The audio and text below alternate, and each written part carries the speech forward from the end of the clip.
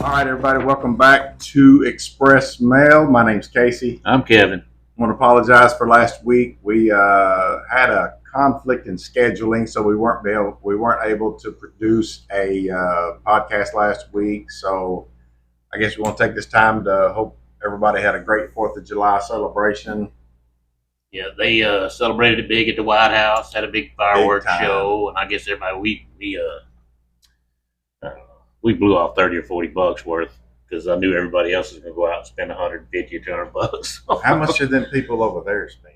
I don't know, but they. Dear Lord, I was trying to go to bed early because I had to get up and go to work, and I just fall asleep. He'd wait 10 minutes to do the next one. Yeah, I'd fall asleep and boom, he'd shoot one. I'd wake back up, but he spent some money. Yeah, he had some of the big ones. But anyway, if you didn't see it, the White House celebration was long. Pretty huge. Yeah, I mean, I don't know how many minutes those huge fireworks went off, but they went off for a long time. I mean, I can't imagine how much money that was, but I'm sure they get that stuff pretty reasonable. But if you were to go buy all that, the markup on fireworks is stupid anyway. It's like diamonds. Yeah, unbelievable how much. It cost them pennies to make this stuff, and they sell it for huge chunks of dollars. It'd have been cool to be there, though. I think that would have been a blast to be there. And Trump, I guess, did a speech beforehand, and everybody had a good 4th. Yeah, and I think didn't him and Melania do the little dance up there to some of you? Did you see that? They both did a little dance. While she even did it, so that's pretty cool. Doing yeah, she is doing the Trump dance. But anyway, I hope everybody had a great 4th of July. Today is July the 13th. Sunday afternoon, and I guess we're going to start a new section where we take a topic that's happened during the week, something big, which there's been something huge that has happened, and me and Kevin will give our take on it, and then what we want y'all to do is in the comments, give us your take on it, your thoughts about it, and we can go back over those. But this, how long has it been? It's been over a week now. Been about 10 or 12 days. And everybody in the world's heard about it, the floods down in South Texas. South Central, Kerrville. And here's the thing with that. You think Kerrville is just a small Texas town.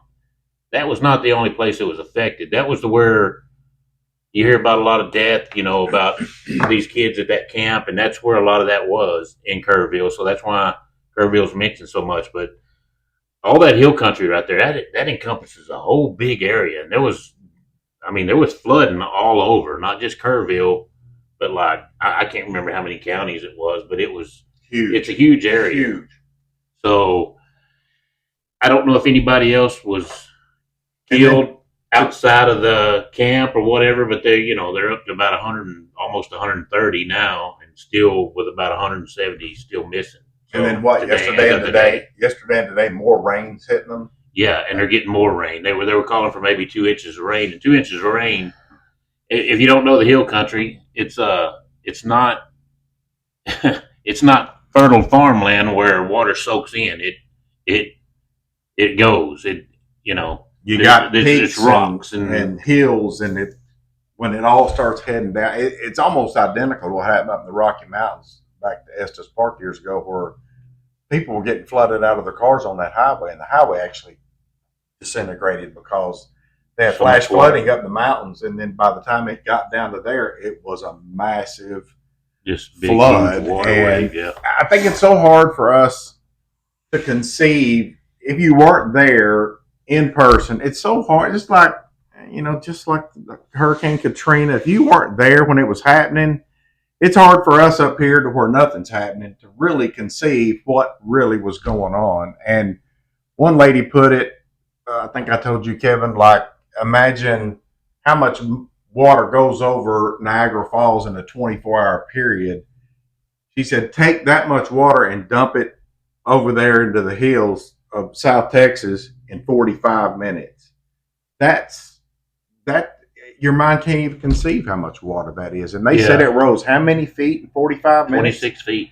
26 feet in 45 minutes. And I'm going to give my little soapbox speech here to all these people who are blaming the weather service or anybody else. The weather service was overstaffed that day. There's not been a flood like that in over 100 years, so we didn't even have a weather service last time something like this happened. When a flash flood warning is given out, nobody takes it as life-threatening flash flooding. Like your brain thinks, oh, the streets are going to be flooded, the creeks are going to be flooded, but you don't think 26 feet of water is fixing to hit you. So nobody's going to take that serious. This was at 4 o'clock in the morning. Yeah. Too. So, all these kids were asleep, all this church camp and all that. These people were sleeping, so they weren't. I imagine they might have had phones or whatever that might have beeped, kind of like child abduction or whatever. You know how the phone will just go off. Yeah. Something like that probably happened, but there again, like you said, do you even get out of bed? It's raining outside. People don't. Tornado warning. Okay, I'm staying in bed. They always hit down the streets, So to go back, try to blame somebody for this, you're pathetic. You're a pathetic loser to try to blame somebody. Nobody's to blame. This hadn't happened in over 100 years. I mean, I don't even know if they've ever recorded something like this ever happening down there. You know what I'm saying? They've had floods down there in the Guadalupe, but nothing like that. So quit thinking you know everything, blaming people for not telling these people. Like I said, this is a once in a lifetime event.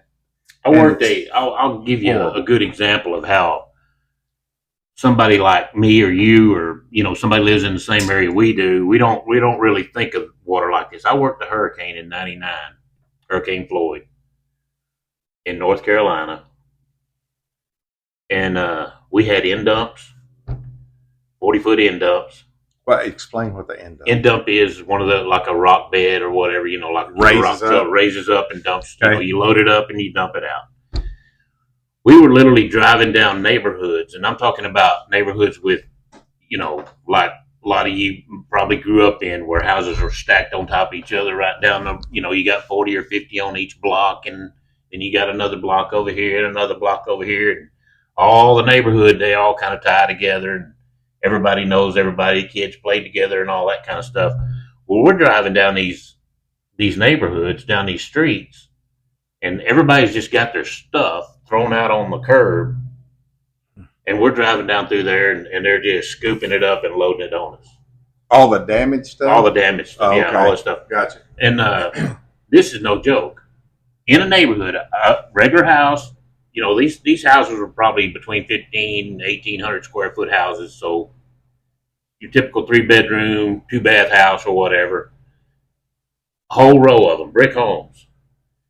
All right, the water level.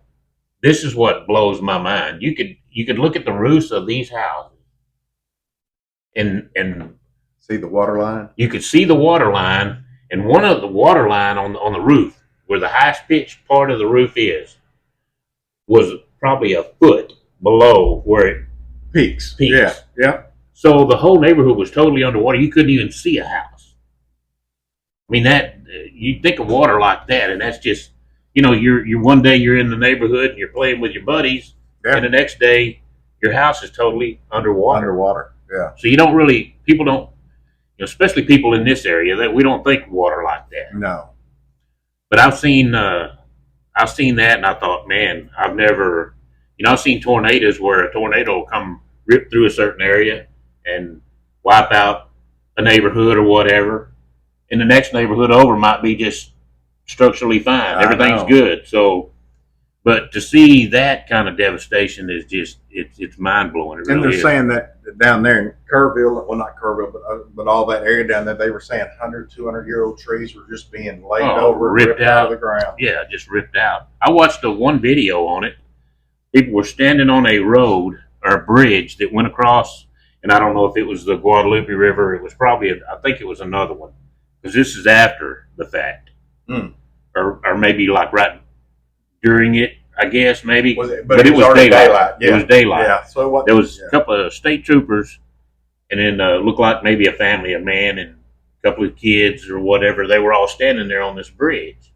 You could see people on the other side of the bridge, probably, I don't know, maybe quarter to a half a mile across. You could see cars parked over there. Right. And these troopers were looking up they were filming it. You could look way up this river, and there was a bend in the river. So all you could see was just up to where that bend was at. Right. All right. They got their phones and they're recording. And I'm looking at the video, thinking, what are they looking at? Well, all of a sudden, here comes all this big wall of water coming around that corner, and they start backing up, to get off that bridge. And this was in that. I mean, this wasn't even the main flood. No. This is after the fact. The water started coming down there, and by the time they backed completely off that bridge, the whole bridge was underwater. And just water, of course, everything that it swept up in its path is all rolling down through there too, Yeah. So yeah, if you weren't killed from the drowning, a lot of people were probably killed by things hitting them. And kind of like tornadoes, tornadoes, not the wind that kills you, it's whatever the wind picks up and hits you with. And wasn't there a whole RV park that got totally? I think down there in that camp, right around the Guadalupe, there was in that particular area, there was RV parks and church camp and who knows what all else. I mean, it's probably a pretty popular campground.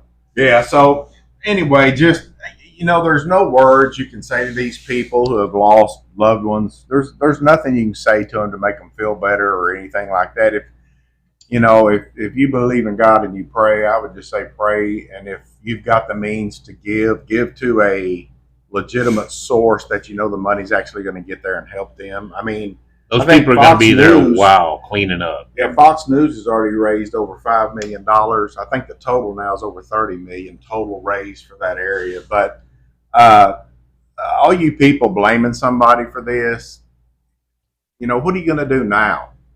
You going to help anybody, or are you just going to go around blaming somebody? So yeah, or walk around with attitude. Well, I ain't going down there. It wasn't my fault. Yeah. So-and-so called. I just want to blame somebody for it. This was so-and-so's fault, or whoever. It's nobody's fault. It just happened. So anyway, just pray for those people. I can't imagine the pain that some of these folks are going through. I can't even fathom that kind of pain. So yeah, it's really bad because my grandkids just went to a church camp the week before this happened, and and people are, you drop your kids off at a church and they'll get on their bus or whatever, or you take them to the camp, whatever, you leave them there. And you're thinking, it's just like school. Well, school, these days schools might be a different story, but you just don't think of, I'll see you in 4 days or 5 days or whatever, however long the camp lasts. And that's, you're expected to see them. Maybe you pick them up and they got poison ivy. Yeah, you take it for granted. You're going to be back in 5 or 6 days to pick them up. The last thought on your mind is that's the last time I'll see them. Yeah. Ooh. So that has got to be some trauma that I would hate to deal with. Yeah. I would hate to. And there was, a lot of people. I think Kansas City Chiefs owner, one of the Hunts, lost one of his grandkids. Somebody down in his family. I don't know if his. I just seen Robin showed it to me, and it was like a great niece or something. Maybe, I don't know. There's somebody in his family that was at that camp and lost their life. And yeah, I think. And if you just take, not even just the camp, you take all the people who are lost, are physically gone, and then the other 170 they haven't found. You take 300 people. And then you take how many lives that affected. It's hundreds, it's thousands of people that have been affected by this. And this, how long is it going to take them to get all this? This is tough to kind of think about. But when you got a wall of water like that, there's no telling. No. There's no telling how far south. Oh, one guy said there's probably bodies that are already out in the bay and gone. In the Gulf and gone. Oh, yeah, that's what I was thinking. Yeah, because they're just being pushed, and when water is enough to literally float a home down the river, you can imagine what it would do with something the size of a body. Yeah, Yeah, whole trees are just floating down the river. So stop blaming and start praying for these people. If you're still blaming people, you need to look in the mirror. Or you need to figure out what your life is all about, because you're pathetic. So stop blaming and try to help see what you can do from this point forward. So is that the take on that? That's my take on it. That's our take on that. Again, just pray for these people. If you can afford to give money, give it to a legitimate source. And if you can afford to go down there and help, you don't have a job and you got that time and that kind of money, I would say go down there and just be there for people. I mean, just to see a helping hand would brighten these people's day. It's just, again, our brains can't even understand what they're going through. So That's our take on that. Give us your take. Leave a comment. Let us know what you think about it. Let us know if anybody you know is affected by that. And we'll move on to the next. You're about the church shooting in Kentucky this morning. Today. Now, I'll say something about this. All right, this guy, supposedly, I don't know all the details, but what I understand is some guy shot a cop or a trooper or something. A cop. All right? Did it kill the cop? It didn't kill the cop. Okay. Well, he takes off. I guess they got after him. He takes off and he runs into a church. Well, I forget the name. It was a Baptist church there in Kentucky. Anyway, he starts shooting in the church, kills 2 women, injures 2 men. And fortunately, they ended up taking him out, taking the gunman out. Boom. So, and I was thinking about all that, and church where we go to. Good luck. We're in Texas, so that tells you one thing there. I don't know how many people carry. There's probably at least 100. I would suspect there's 250 to 275 members, and I would say 80 to 100 men. Don't you think? Or 60? Yeah, I mean, but I don't know how many of them actually carry. Out of those. Well, if half of them are men, let's just say half the church is men and half's women. 125 men. Okay, so I don't know how many of those 125 actually carry, but I'd be willing to bet it wouldn't surprise me if over half carry. So for somebody to do something like that in a church, and I'm not saying that those people them people at fault. No, I'm not. I'm just saying people have to protect themselves today. It's not like. I don't know, back when you think in the old West, somebody could have walked in and just started shooting up and it would have been like that. There would have been somebody in that church had a gun. Oh, yeah. Probably the preacher. Probably the preacher. But people that are anti-gun and all that kind of stuff, somebody, and I don't know who took the gunman out. I don't know if it was a civilian or one of the cops or whatever. I don't know who it was. But the cops did because that guy hijacked the car, and took off on the chase, and then the cops got him and killed him. True that. Yeah, I remember He carjacked somebody. It didn't hurt them, but then apparently a chase ensued, and they caught up to him, and apparently he didn't give up, and they killed him. Thank God. Churches nowadays, you can't just walk up to at least the ones I go to. You're not going to just walk up and walk into a church, not without confronting somebody. Yeah. There'll be somebody there, especially when service has already started or whatever. There's people, this is the way it is at our church. There's people around that will question you, politely. You'd have to break doors down first. Yeah. And then before the doors broke, there'd be 3 or 4 people shooting guns at you. Yeah, if you ever brandish a gun in that church, you're done. You're toast. It's you're going there to be shot, basically. Yeah. That's what's going to happen. So, and for people like, it's the weakest of the weak, the most pathetic of the most pathetic person that will go to a church and shoot somebody. That is the lowest life form I think you can be on this earth, is to go into where someone's worshiping God, knowing most of them aren't thinking about a shooter, and you walk in there and you shoot innocent people. You're the lowest of the low, and I pray to God every one of you are shot and killed at any time that happens from this point forward. Well, I've thought about it for at least 10 years now. So when you start hearing about church shootings, 10 or 12 years ago? Yeah. And school shootings. Yeah, right along with school shootings. It's the same thing, I mean, basically, you got a pinned up. Nobody's going to really. You got a pinned up crowd of people, so it's like shooting fish in a barrel. Yeah. But not where I go. Yeah. So just know that, and I would suspect most churches these days, especially in Texas, I don't know how it is everywhere else, but if the church that I used to go to, same way. Man standing by the door, every door. Yeah. And every one of them were armed. Gotcha. You didn't, I mean, they didn't walk around with a big hog leg on their hip or anything, but they were all armed. Everybody was armed, and you knew that you felt safe during worship. Yeah. Because you knew they were walking around checking the perimeter. Yeah. Somebody was outside walking the perimeter, and somebody was at every door, every entrance to that church. There was somebody stationed there. Yeah. So it's sad, but that's just the way it's got to be nowadays. Yeah. Because people are just flipping their lids and they're, doing crazy stuff like that, like going in and shooting schools or shooting churches. You got to. And then when they do show signs of being ignorant, people like, oh, there's nothing wrong with that person. He's okay.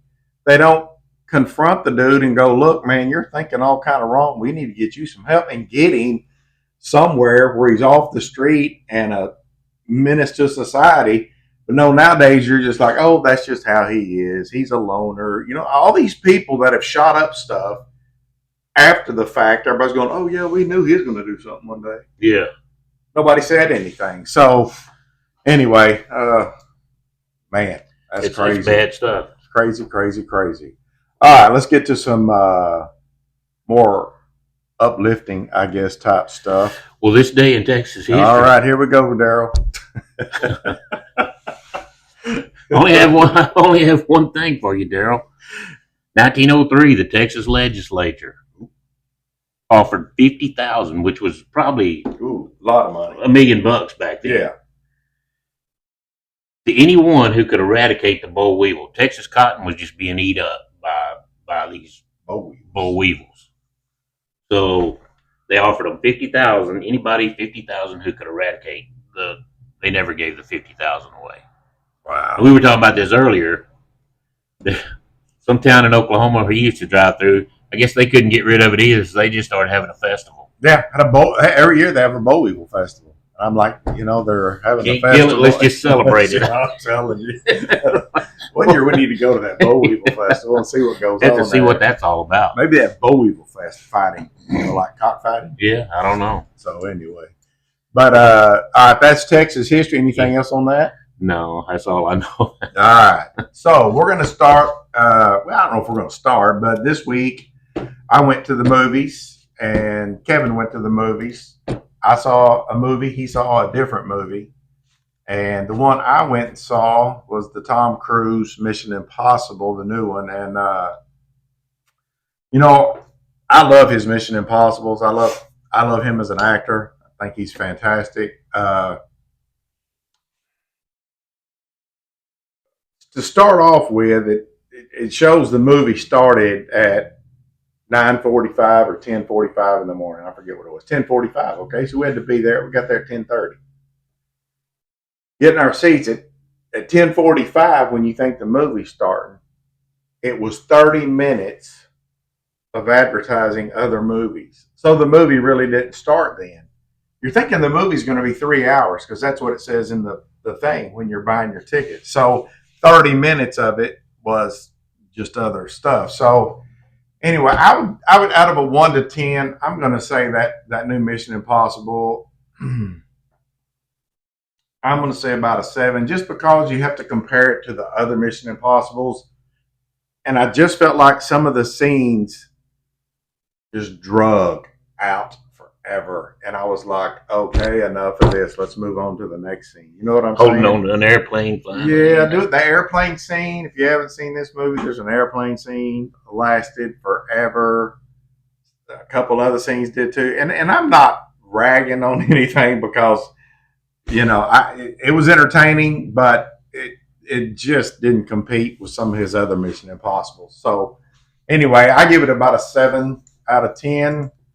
If you've seen it, let us know what you think about it. Would you go see it? I mean, like, would you recommend it to somebody? If you're a Tom Cruise fan, I'd recommend it because you're going to go watch it anyway. You'd want to watch it anyway. If I recommend it, I'd tell them to wait till it comes out on TV. Maybe. Yeah.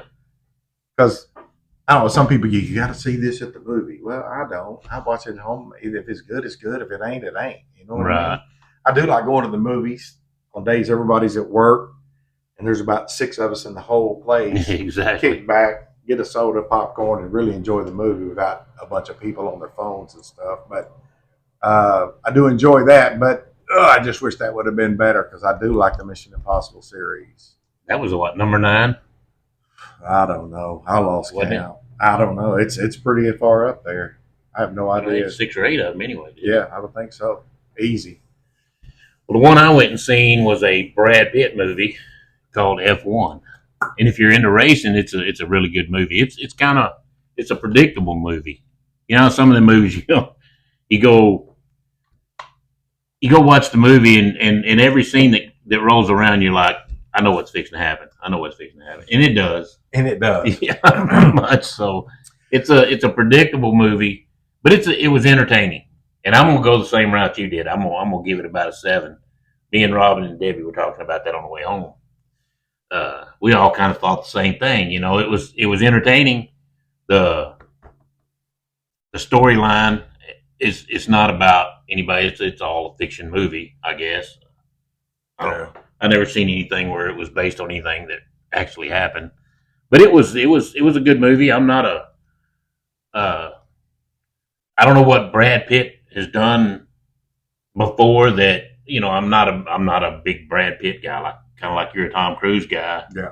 But he just happened to be in the movie. So, and to me, he looked the same as he did a while ago. But Robin and said, yeah, Robin and Debbie both like, he's had some work done. Maybe he has. I don't know. He's about our age. Yeah. So, I don't think Tom Cruise had any work, but he still looks fantastic. Yeah. I don't, but he's very fit and he does all his own stunts pretty much. I think there might be something he doesn't do, but he's a very active person. He stays fit big time. You don't hear much about Brad Pitt unless he makes a movie. You hear about Tom Cruise all the time.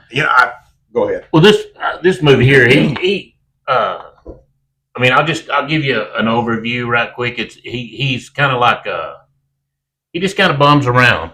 He's got a gambling problem, but he's a racer. He's a race car driver. He drives anything that they can race. That's what he wants to do. Lives in a van, and lives in a van. Has a van that's just like fixed up so he can live in it. Wow. And he travels around. And some guy came and talked to him about, hey, you need to come drive for my team or whatever. And it was F1, which he was at the time he was looking at this Baja 1000 thing. He was wanting to go down there and do that. Well, so that's how the F1 stuff started. And it, like I said, it was entertaining. But then he goes at the end of the movie. I'm not going to say what he does, but he's back in the van, just rolling down the highway. I guess he's got his money and he's rolling down the highway, looking for the next thing to race. It's kind of one of them deals. But what's the difference? Like we were talking about today. What's the difference between F1 and Indy? F1 look at the F1's open wheel, right? Yeah, both of them are.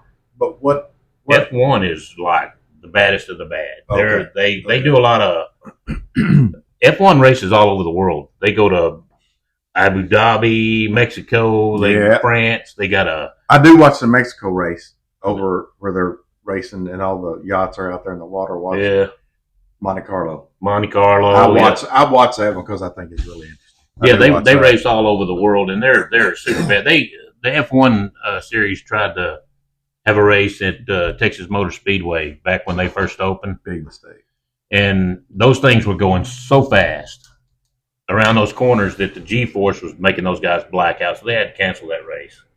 But I've been to an Indy race out there, a couple of them, matter of fact. Mm-hmm.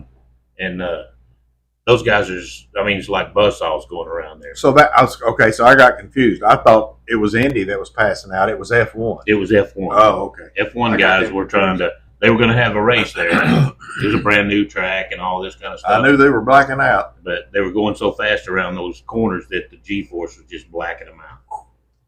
Wow. So anyway, the Brad Pitt movie. If you like Brad Pitt, it's a good movie. I got nothing bad to say about him. I don't know nothing about him really, other than he's an actor. But the movie was entertaining, especially if you like racing.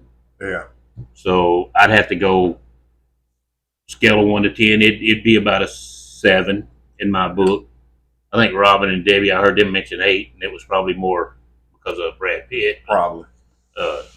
Anyway, women are easy to entertain, so we know how that is. But I'm going to tell you the perfect marriage of a movie series that I would think. You tell me what you think. Now, you're not. I'm a James Bond fanatic. I've watched James Bond since I was 8 years old.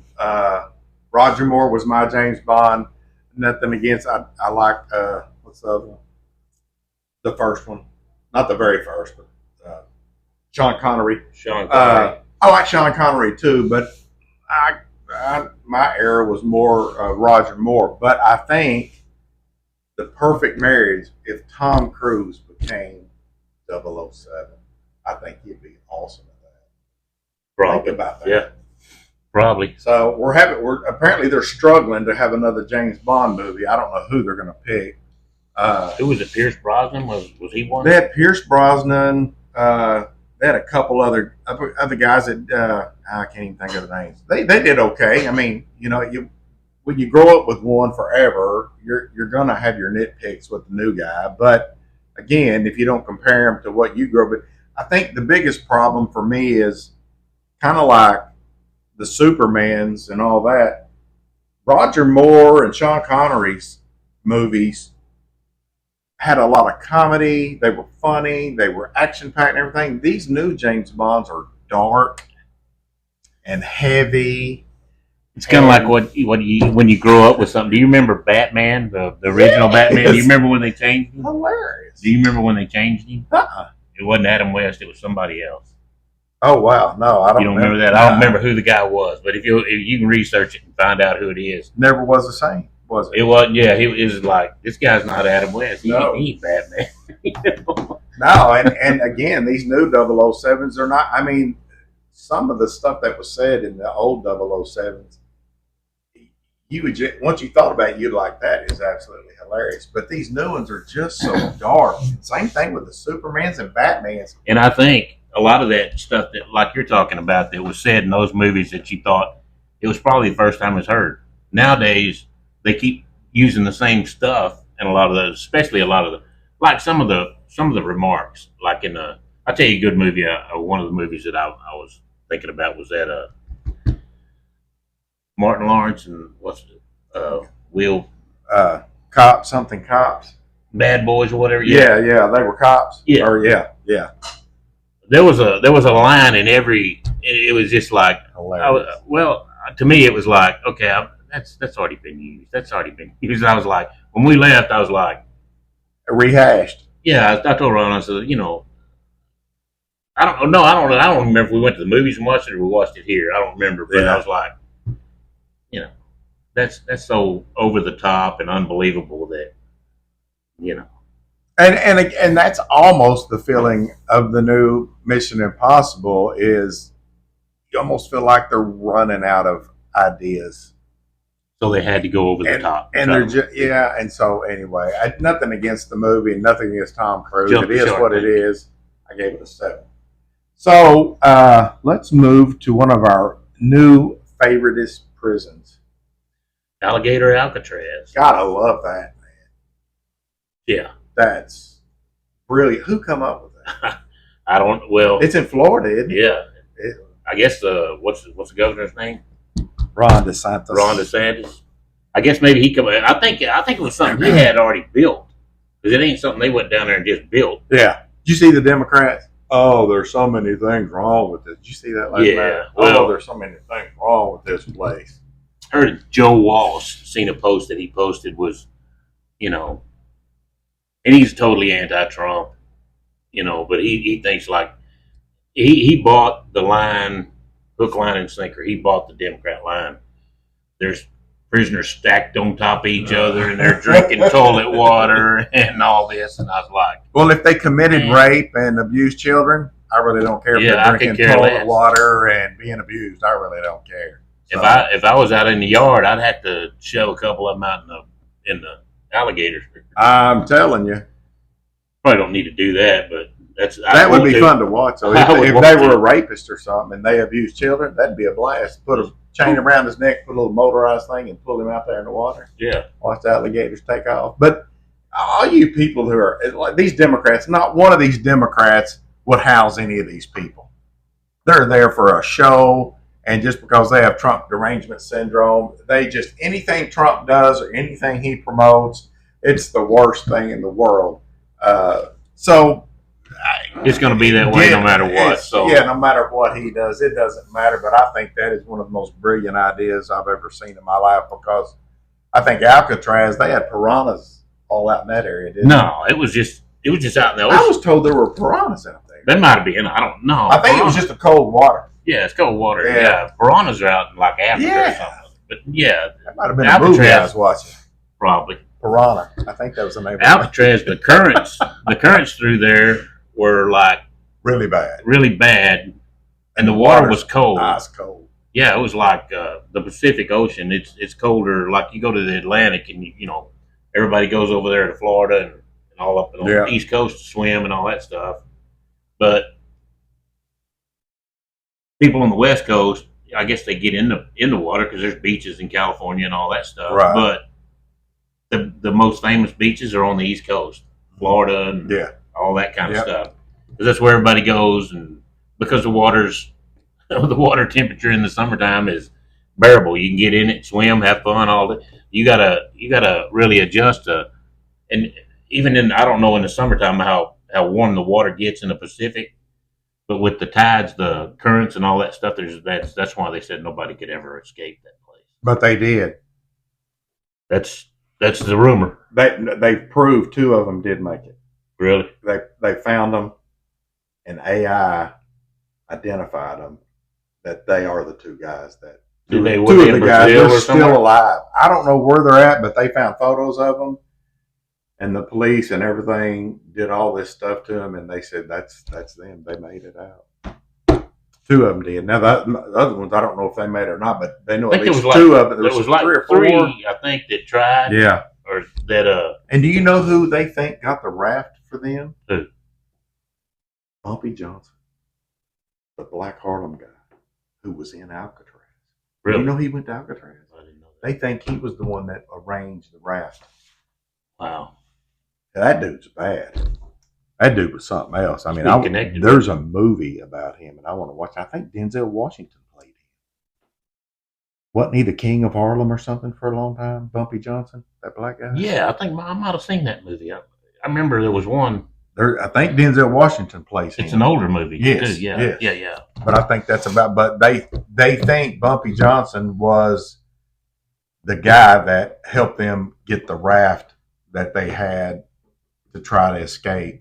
I had no idea he was in Alcatraz too until I heard this story, and I'm like, God, he went to Alcatraz. But yeah, people got connections in these prisons. Just because these guys are gang leaders or whatever they are, they go to prison. They still run things from inside the prison. Absolutely, that's unbelievable to me too. So yeah, let's not go there. But if I was in prison, you would have nothing. No. So anyway, I think we covered everything. Was there anything else that you had on your list? That's all I know, man.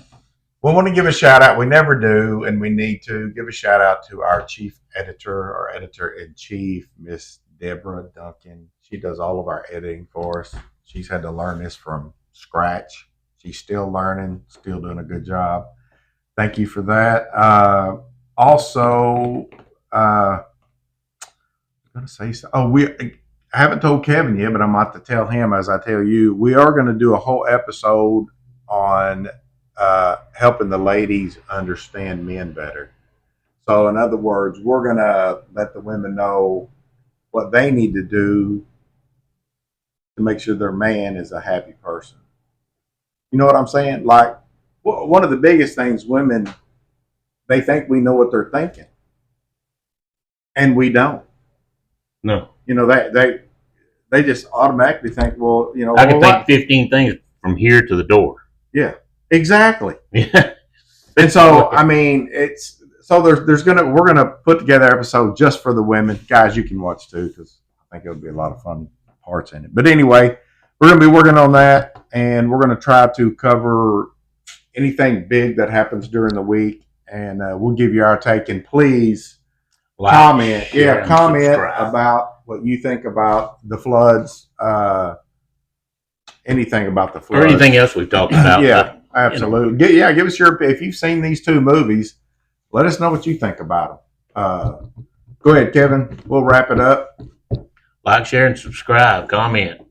Ring the bell. Ring that bell. Yeah, please comment. Yeah, and go to YouTube to like and share and comment. That helps our, I don't know what it's called. It helps the channel, it's algorithms and stuff like that. So anyway, we really appreciate everybody who constantly comments and gives us thumbs up. We really appreciate you guys more than you'll ever know. Shout out to the Philippines and oh yeah, what's that other? New Guinea or the Pygmies? No. What are you talking about?